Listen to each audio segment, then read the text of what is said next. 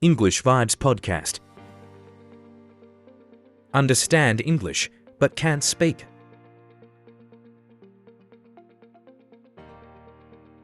Welcome to the English Vibes Podcast. Did you notice this episode is a bit longer than usual? That's because today we have a special edition to say thank you to all our amazing listeners. I'm Daniel, your host, and I'm really excited to be here with you today. Let's talk about a very common challenge. I understand English. Does this sound familiar? You watch movies, listen to music, or follow podcasts like this one and think, I get it. I know these words. But when it's time to speak, your mind goes completely blank. Where did all those words go? You freeze up, feel nervous, or struggle to form sentences. Why does this happen? Because understanding and speaking are two very different skills. Speaking isn't just about knowing vocabulary, it's about confidence, practice, and real-world experience. So today, we'll explore why this happens and how to fix it. Also, don't forget to check out our episode PDF, which includes useful tips and key vocabulary to help you on your. Let's jump in. Reason number 1, you're not speaking enough. Think about it. How often do you actually speak out loud in English? You might watch movies, listen to podcasts, or read subtitles all the time. You're not actively speaking. Your brain isn't training for real conversations. Are you ready?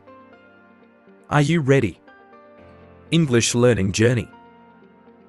Speaking is like a muscle. If you don't use it, it stays weak.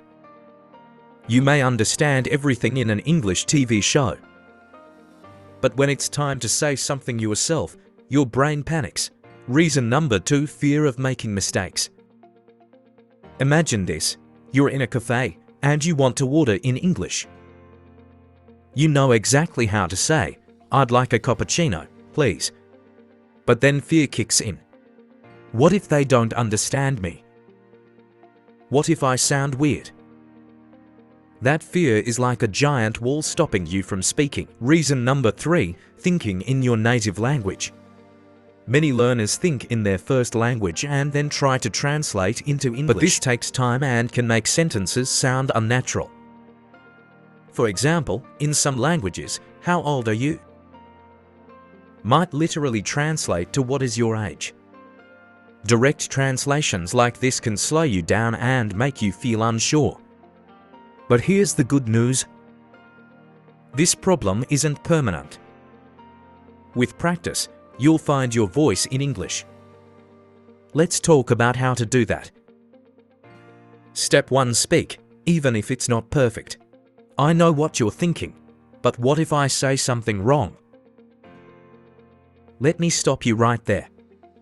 The goal isn't to speak perfect English, it's to communicate. Think about how babies learn to talk. Do they start with perfect grammar? No. They say things like, want cookie? And guess what? People still understand them. Why does this work? Because speaking even with mistakes trains your brain to form sentences faster. This idea is backed by the input hypothesis from researcher Stephen Krashen.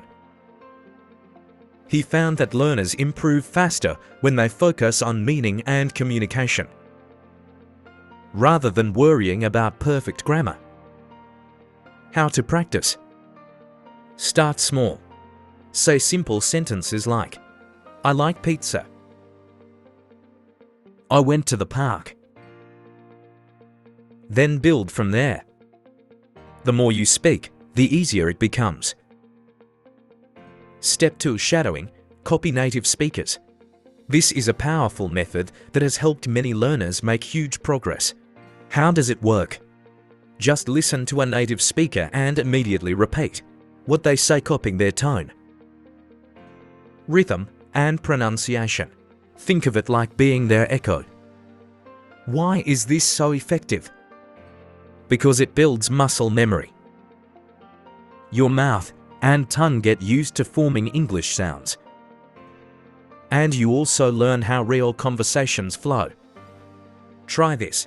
1. Pick a short clip from your favorite movie, TV show, or podcast to play it. 3. Repeat the sentences exactly as you hear them. Even 1 minute a day can make a huge difference. Step 3. Practice speaking alone. I get it, talking to yourself might feel weird. But trust me, it works. You can start by describing your day. This morning, I ate eggs and toast. I'm sitting on a chair. It's brown. Why does this help? Because speaking alone removes the pressure of a conversation. You can practice forming sentences at your own pace. I know someone who talked to her plants every day. Hello, plant. You look happy today.